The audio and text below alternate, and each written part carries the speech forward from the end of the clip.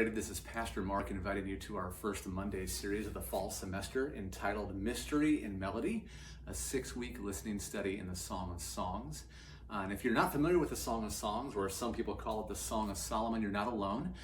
The Big C Church, at least historically, has often avoided teaching this book like the plague, and that's for a few different reasons. Number one is, historically speaking, there are two very different, divergent paths to interpretation the church has taken, and in an effort not to be wrong, often they avoid both as far as teaching those go.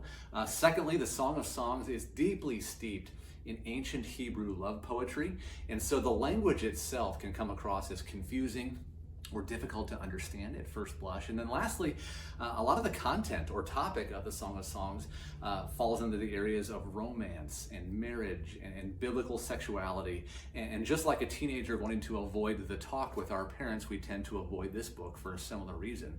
The thing is, none of those reasons are good enough ones for us to avoid the study of this book in the Bible. And so there's a lot of rich lessons to be learned there. And to give you just a taste of what some of those might look like, I just want to encourage you to attend with this excerpt from an article.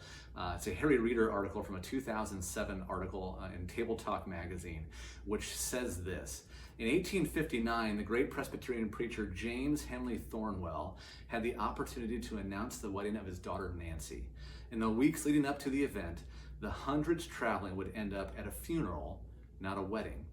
As she took ill from cholera typhoid and began a rapid demise, Thornwell, overcome with his grief, came to his daughter's bedside in her waning moments and said, "Oh, my dear daughter, such tragedy." She replied, "Father, do not weep. I know my Savior." He said, "But this was to be your wedding, your whole life now before you." She, the youth, but with greater maturity, said, "Father, but now I go to a greater groom that I am prepared to meet." Nancy Witherspoon Thornwell was laid to rest in a wedding gown, and the tombstone reads, "As a bride prepared for her groom." Now, the Song of Songs obviously has a lot to teach us in the areas of romance, marriage, and biblical sexuality, and we will explore many of those lessons in the weeks ahead. But as Nancy Thornwell so poignantly taught her father, its ultimate lesson is to prepare us as a bride for our groom. That's a lesson I don't want us to miss. And so let's not miss it together.